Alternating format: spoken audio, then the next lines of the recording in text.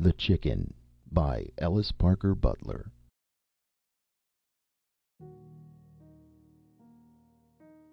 Philo Gubb, with 3 rolls of wallpaper under his arm and a pail of mixed paste in one hand, walked along Cherry Street near the brickyard. On this occasion Mr. Gubb was in a reasonably contented frame of mind, for he had just received his share of the reward for capturing the dynamiters, and had this very morning paid the full amount to Mr. Medderbrook, leaving but $11,650 still to be paid to that gentleman for the utterly hopeless gold mine stock. And upon the further payment of 75 cents, half its cost, Mr. Medderbrook gave him a telegram he had received from Cyrilla. The telegram was as follows: "Rapidly shrinking. Have given up all soups, including tomato soup, chicken soup, mulligatawny, mock turtle, green pea, vegetable gumbo, lentil, consomme, bouillon, and clam broth. Now weigh only 950 pounds.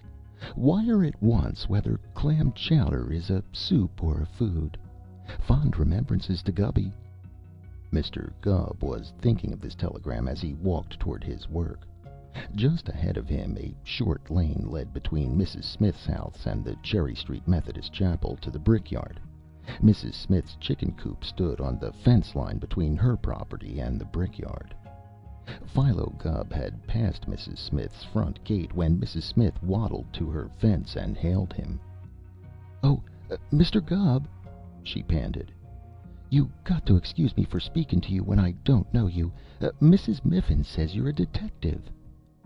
"Deteckating is my aim and my profession," said Mr. Gubb. "Well," said Mrs. Smith, "I want to ask a word of you about crime. I've had a chicken stole." "Chicken stealing is a crime, if ever there was one," said Philo Gubb seriously. "What was the chicken worth?" 40 cents, said Mrs. Smith. "Well," said Philo Gubb, "it wouldn't hardly pay me." "It ain't much," admitted Mrs. Smith. "No, you're right, it ain't," said Philo Gubb. "Was this a rooster or a hen?" "It was a hen," said Mrs. Smith. "Well," said Mr. Gubb, "if you was to offer a reward of $100 for the capture of the thief—" "Oh, my land!" exclaimed Mrs. Smith. "It would be cheaper for me to pay somebody $5 to come and steal the rest of the chickens. It seems to me that you ought to make the thief pay. I ain't the one that did the crime, am I? It's only right that a thief should pay for the time and trouble he puts you to, ain't it?" "I never looked at it that way," said Mr. Gubb thoughtfully. "But it stands to reason." "Of course it does," said Mrs. Smith. "You catch that thief and you can offer yourself $1 million reward if you want to. That's none of my business." "Well," said Philo Gubb, picking up his paste pail, "I guess if there ain't any important murders or things turn up by 7 tonight, I'll start in to work for that reward. I guess I can ask more than $5 reward." At 7 the evening was still light, and Philo Gubb, to cover his intentions and avert suspicion in case his interview with Mrs. Smith had been observed by the thief, put a false beard in his pocket and a revolver beside it, and left his office in the Opera House block cautiously. He slipped into the alley and glided down it, keeping close to the stables. A detective must be cautious. The abandoned brick kilns offered admirable seclusion. A brick kiln is built entirely, or almost so, of the brick that are to be burned, and the kilns are torn down and carted away as the brick are sold. The overstructure of the kilns was a mere roof of 1/2-inch planks laid on timbers that were upheld by poles. A ladder leaning against one of the poles gave access to the roof. In the darkness it was impossible for Philo Gubb to find a fingerprint of the culprit on the kilns, although he looked for one. He did not even find the usual and highly helpful button, torn from its place in the criminal's eagerness to depart. He found only an old horseshoe and a broken tobacco pipe. As there were evidences that the pipe had been abandoned on that spot several years earlier, neither of these was a very valuable clue. Mr. Gubb next gave his attention to the chicken coop. It was preeminently a handmade chicken coop of the rough and ready variety. Philo Gubb entered the chicken house and looked around, lighting his dark lantern and throwing its rays here and there that he might see better. The house was so low of roof that he had to stoop to avoid the roosts, and the tails of the chickens brushed his hat. It needed brushing, so this did no harm. The hens and the two roosters complained gently of this interruption of their beauty sleep and moved along the roosts, and Mr. Gubb went outside again. It was quite evident that the thief had had no great hardships to undergo in robbing that roost. All he had to do was to enter the chicken house, choose a chicken, and walk away with it. Why had he not taken 10 chickens? Mr. Gubb, as he put the keg hoop over the end board of the gate, studied this. The theory that Mr. Gubb adopted was that the thief, coming for a raid on the coop, had been surprised to find it so poorly guarded. It had been so easy to enter the coop and steal the chicken that he had decided it would be folly to take 8 or 10 chickens and thus arouse instant suspicion and reprisal. Instead of this, he had taken but one, trusting that the loss of one would be unnoticed or laid to rats or cats or weasels. Thus he would be able to return again and again as fowl meat was needed or desired, and the chickens would be like money in the bank, a fund on which to draw. This theory was so sound that Mr. Gubb believed it would require nothing more than patience to capture the criminal. The thief would come back for more chickens.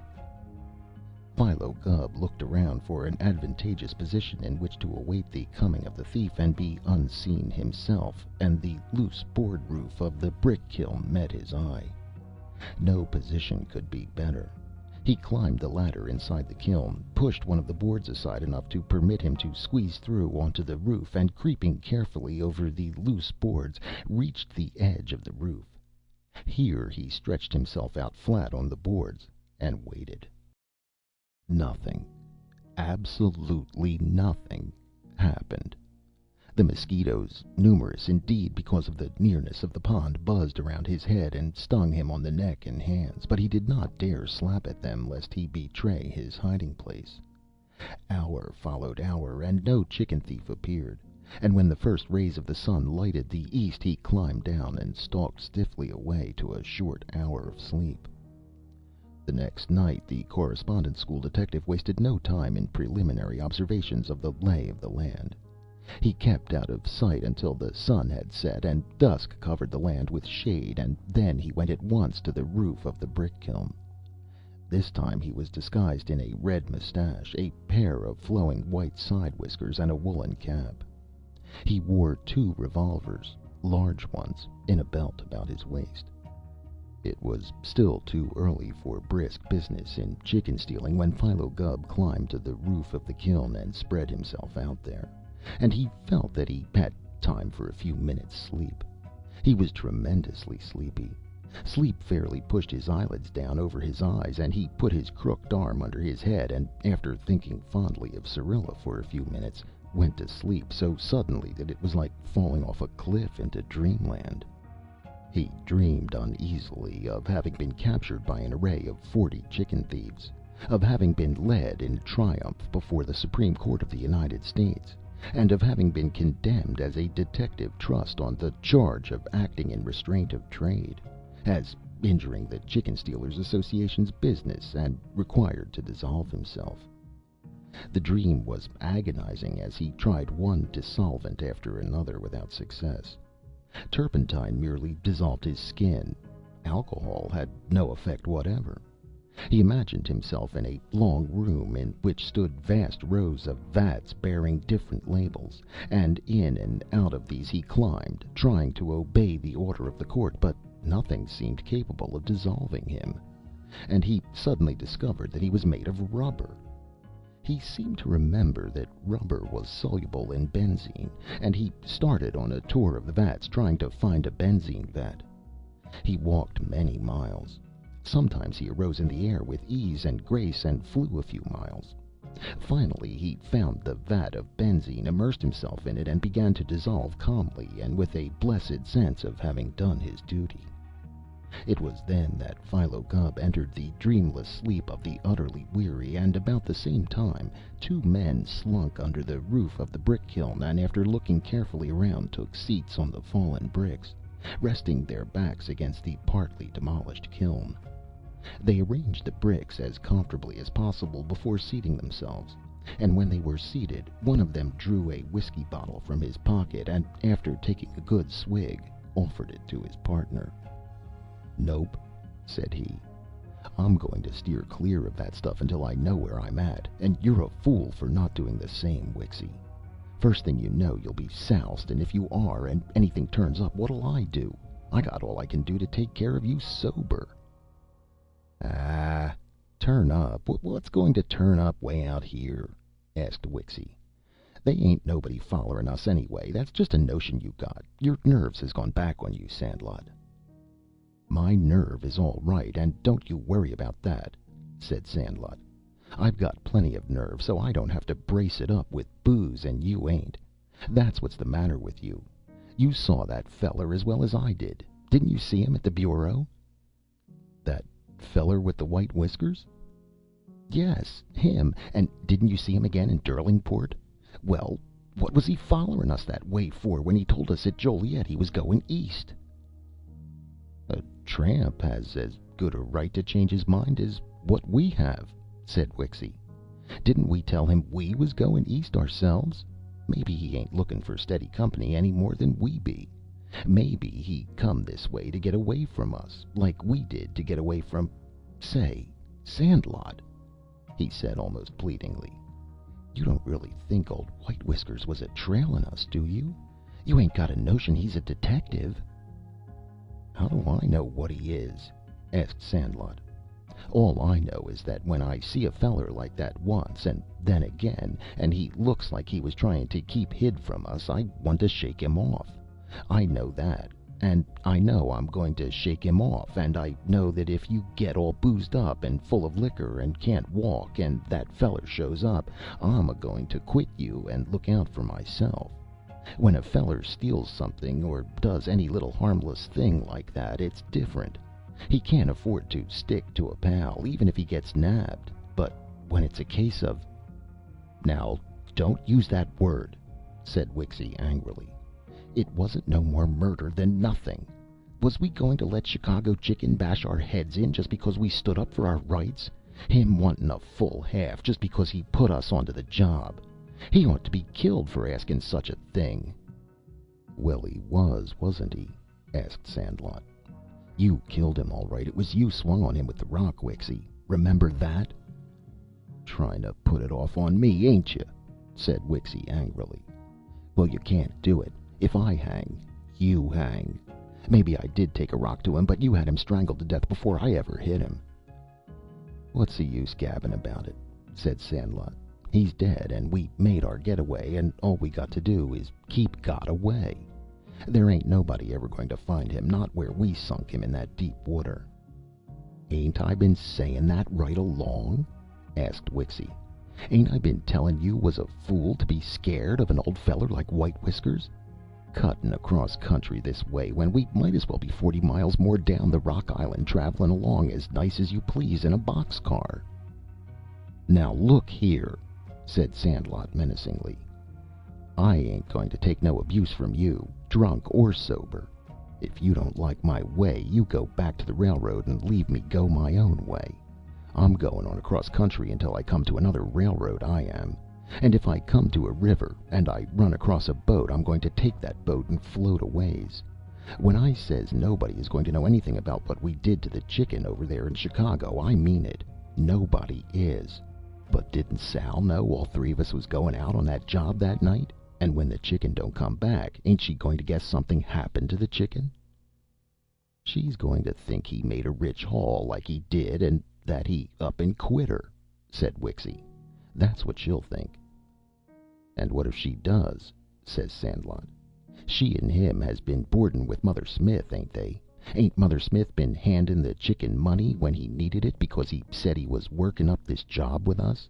I bet the chicken owed Mother Smith $100, and when he don't come back, then what?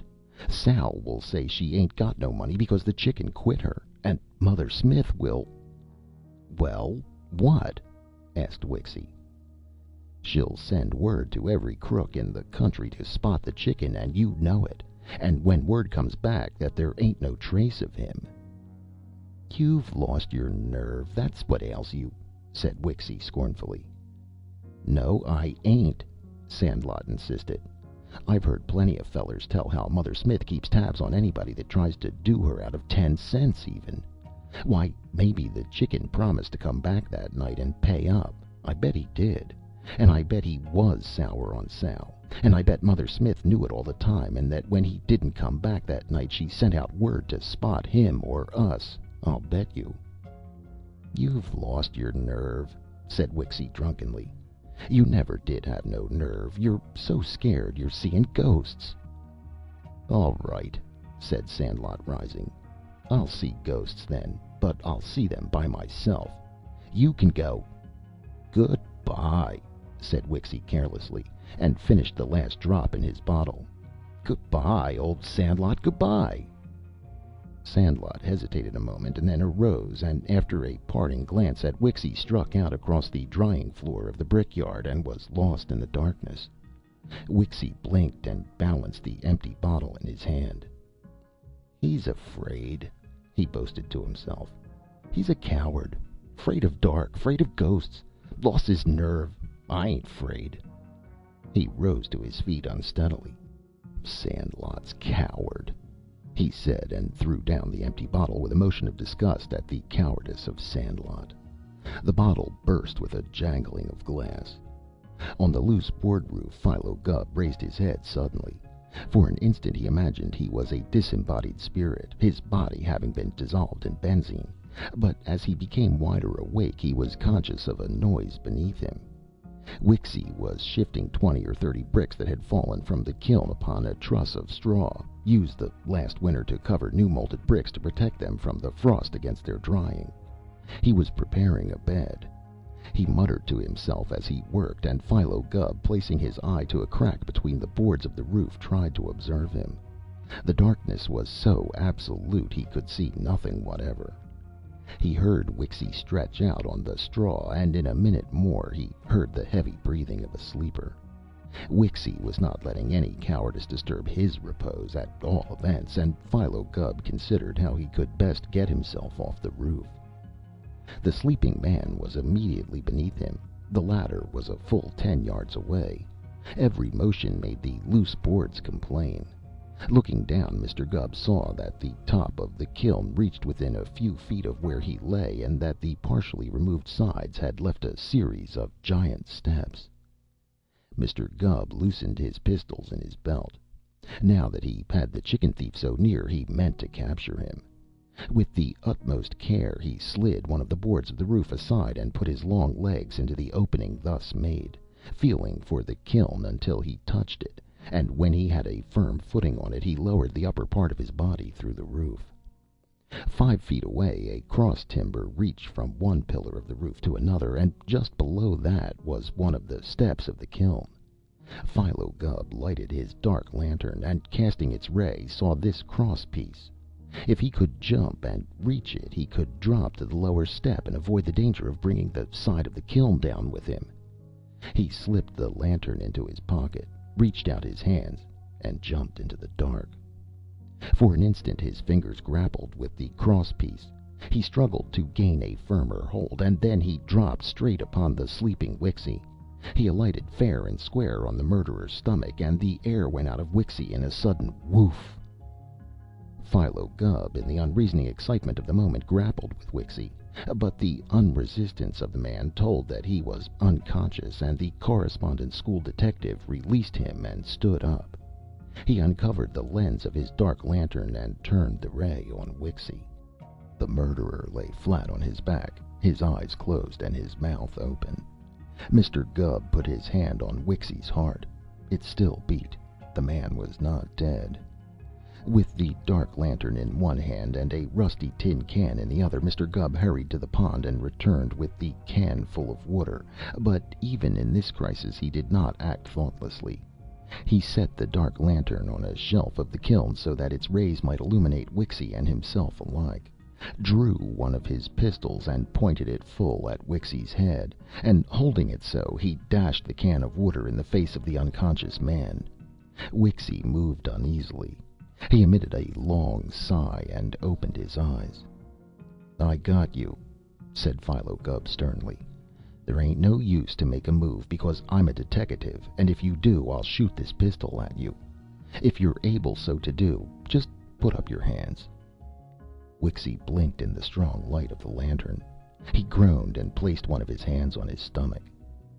"Put 'em up," said Philo Gubb, and with another groan Wixy raised his hands. He was still flat on his back. He looked as if he were doing some sort of health exercise. In a minute the hands fell to the ground. "I guess you better set up," said Philo Gubb. "You ain't going to be able to hold up your hands if you lay down that way." As he helped Wixy to a sitting position, he kept his pistol against the fellow's head.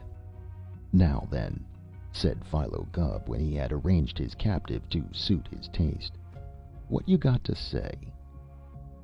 "I got to say I never done what you think I done, whatever it is," said Wixy. "I don't know what it is, but I never done it. Some other feller done it." "That don't bother me none," said Philo Gubb. "If you didn't do it, I don't know who did. Just about the best thing you can do is to account for the chicken and pay my expenses of getting you, and the quicker you do it, the better off you'll be." Pale as Wixy was, he turned still paler when Philo Gubb mentioned the chicken. "I never killed the chicken!" he almost shouted. "I never did it!" "I don't care whether you killed the chicken or not," said Philo Gubb calmly. "The chicken is gone, and I reckon that's the end of the chicken. But Mrs. Smith has got to be paid." "Did she send you?" asked Wixy, trembling. "Did Mother Smith put you on to me?" "She did so," said the correspondence school detective. "And you can pay up or go to jail. How do you like that?" Wixy studied the tall detective. "Look here," he said. "S'pose I give you 50 and we'll call it square." He meant $50. "Maybe that would satisfy Mrs. Smith," said Philo Gubb, thinking of 50 cents. "But it don't satisfy me. My time's valuable, and it's got to be paid for. 10 times 50 ain't a bit too much, and if it had took longer to catch you, I'd have asked more. If you want to give that much, all right, and if you don't, all right too." Wixy studied the face of Philo Gubb carefully. There was no sign of mercy in the bird-like face of the paper-hanger detective. Indeed, his face was severe. It was relentless in its sternness. $5 was little enough to ask for 2 nights of first-class correspondence school detective work. Rather than take less, he would lead the chicken thief to jail. And Wixy, with his third and half of the chicken's third of the proceeds of the criminal job that had led to the death of the chicken, knowing the relentlessness of Mother Smith, that female Fagin of Chicago, considered that he would be doing well to purchase his freedom for $500. "All right, pal," he said suddenly. "You're on. It's a bet. Here you are." He slipped his hand into his pocket and drew out a great roll of money. With the muzzle of Philo Gubb's pistol hovering just out of reach before him, he counted out 5 crisp $100 bills. He held them out with a sickly grin. Philo Gubb took them and looked at them puzzled. "What's this for?" he asked, and Wixy suddenly blazed forth in anger. "Now don't come any of that!" he cried. "A bargain's a bargain. Don't you come a pretendin' you didn't say you'd take 500 and try to get more out of me. I won't give you no more, I won't. You can jug me if you want to. You can't prove nothin' on me, and you know it. Have you found the body of the chicken? Well, you got to have the corpus what you call it, ain't you? Huh? Ain't 500 enough? I bet the chicken never cost Mother Smith more than 150. "I was only thinkin'," began Philo Gubb. "Don't think, then," said Wixy. $500 seemed too... Philo began again. "It's all you'll get if I hang for it," said Wixy firmly. "You can give Mother Smith what you want and keep what you want. That's all you'll get." Philo Gubb could not understand it. He tried to, but he could not understand it at all. And then, suddenly, a great light dawned in his brain.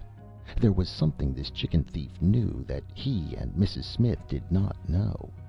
The stolen chicken must have been of some rare and much sought strain.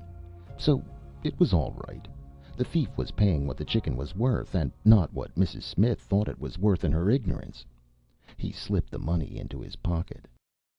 "All right," he said. "I'm satisfied if you are. The chicken was a fancy bird, ain't it so?" "The chicken was a tough old rooster, that's what he was," said Wixy, staggering to his feet. "I thought he was a hen," said Philo Gubb. "Mrs. Smith said he was a hen." Wixy laughed a sickly laugh. "That ain't much of a joke. That's why everybody called him Chicken, because his first name was Hen." Philo Gubb's mouth fell open. He was convinced now that he had to do with an insane man. Wixy moved toward the open drying floor. "Well, so long, pard," he said to Philo Gubb. "Give my regards to Mother Smith. And say," he added, "if you see Sal, don't let her know what happened to the chicken. Don't say anybody made away with the chicken, see? Tell Sal the chicken flew the coop himself, see?" "Who is Sal?" asked Philo Gubb. "You ask Mother Smith," said Wixy. "She'll tell you." And he went out into the dark. Philo Gubb heard him shuffle across the drying floor, and when the sound had died away in the distance he put up his revolver. $500, he said, and he routed Mrs. Smith out of bed. He did not tell her the amount of reward he had made the chicken thief pay. He asked her what the most expensive chicken in the world might be worth, and she reluctantly accepted $10 as being far too much. Then he asked her who Sal was. "Sal?" queried Mrs. Smith.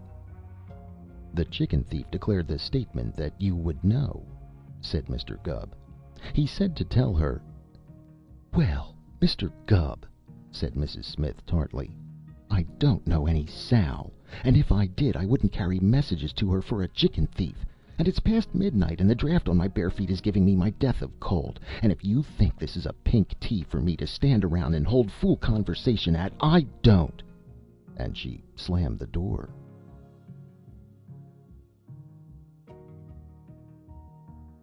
End of The Chicken by Ellis Parker Butler.